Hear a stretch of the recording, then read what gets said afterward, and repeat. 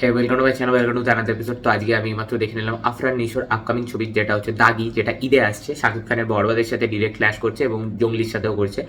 সেই ছবির টিজার দেখেছিলাম এবং টিজার রিভিউ করেছিলাম। আমার খুব একটা আহামরি লেগেছিল না, বাট এর ট্রেলারটা দেখলাম আজকে। ট্রেলারটা কিন্তু বেশ ভালো হয়েছে, মানে খুব সুন্দর লাগছে ট্রেলারটা এন্টায়ার জিনিসটা জুড়ে। মানে সেটা প্রোডাকশন ভ্যালু থেকে স্টোরি লাইন হোক, আফরান নিশোর পারফরমেন্স হোক, প্রতিটা জিনিস আমার স্পেশালি খুব পছন্দ হয়েছে। ট্রেলারটা শুরুতেই আমরা দেখতে পাচ্ছি আফরান নিশো একটা কিছু, হয়তো সে এমন একটা কিছুতে পরিস্থিতিতে পড়ে যাচ্ছে, সে ফেসে যাচ্ছে এবং তার এগেনস্টে অনেক মার্ডার কেস হয়ে গেছে। সে জেলে যাচ্ছে এবং তারপরে জেল থেকে সে বেরাচ্ছে, কিন্তু তখন আমরা একটা ডায়লগ শুনতে পাচ্ছি যে এর আইনভাবে শাস্তি হয়ে গেছে কিন্তু সামাজিকভাবে এখনো শাস্তি কমপ্লিট হয়নি।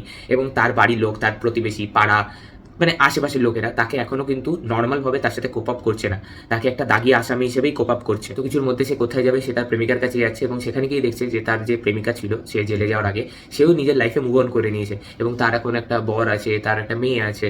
তো তার লাইফটা পুরো চেঞ্জ হয়ে গেছে এবং সেখানে আফরান নিশো আউটব্রাস্ট করছে একটা জিনিসকে নিয়ে, তার মহিলাটার উপর চেল্লাচ্ছে যে নেমো খারাপ বলে। তো এরকম একটা সিচুয়েশন চলছে। তারপরে তার লাইফে একটা মেয়ে আসে, সে একটা জায়গাতে কাজ করে, সে তার লাইফে একটা মেয়ে আসে, তার সাথে কোথাও গিয়ে তার একটা প্রেমের অ্যাঙ্গেল তৈরি হয়। এবং এই তমা মির্জার যে ক্যারেক্টারটা, মানে তার যে এক্স প্রেমিকা, তার একটা মেয়ে থাকে, তার মেয়ের সাথেও কোথাও গিয়ে আফরান নিশোর একটা বন্ডিং তৈরি হতে থাকে এবং তার মেয়ের মধ্যে সে তাদের ভালোবাসার থ্রুতে যে মেয়ে হতো তাকে সে ইমাজিন করছে এবং তাকে সেই হিসেবেই ভালোবাসছে। এবার গল্পতে আসে টুইস্ট, যে আফরান নিশো যেই মার্ডার কেসের জন্য জড়িত হয়েছিল, যাদের জন্য জড়িত হয়েছিল, বা তার যে জেলে যে অ্যাক্টিভিটিসগুলো সে করেছে, সেখান থেকে যে তার পাস্টটা সেটা তাকে হন্ট করতে করতে আসে এবং কোথাও গিয়ে হয়তো এই যে তমা মির্জার যে মেয়ে, তার উপর এই অ্যাটাকগুলো হতে থাকবে এবং সেখান থেকে আফরান নিশোর লড়াই, যে তার ভালোবাসাকে সে বাঁচাতে পারেনি কিন্তু তার ভালোবাসার সন্তানকে সে কোথাও গিয়ে আগলে রাখবে এবং ভালোবেসে রাখবে।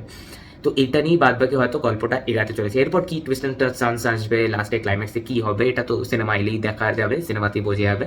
তো আমার দেখো গল্পের স্টোরি লাইনটা খারাপ লাগেনি, ভালো লেগেছে।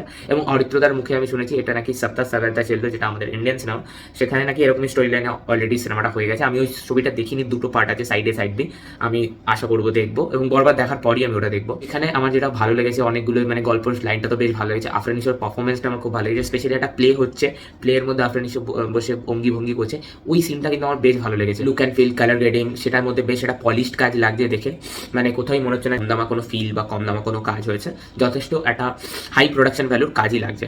সো আমার ওভারঅল রিয়াকশন খুবই পজিটিভ দাগির জন্য। এবং দাগি বলো, দাগি কিন্তু প্রমোশনের দিক থেকে একটু এগিয়ে গেছে বরবাদের তুলনাতে, কারণ বরবাদের কিন্তু সেই হিসেবে প্রমোশন তারা করছে না, মানে সোশ্যাল মিডিয়াতে গান ছেড়ে দিলাম, অন গ্রাউন্ড লেভেল প্রমোশন কিন্তু তাদেরকেও করতে হবে। এবং বাংলাদেশে আশা করবো দুটো ছবি খুব সাকসেস পাক। আমরা তো প্রথম দিন হয়তো দেখতে পাবো না, আমরা হয়তো ইন্ডিয়াতে পরে আসবে।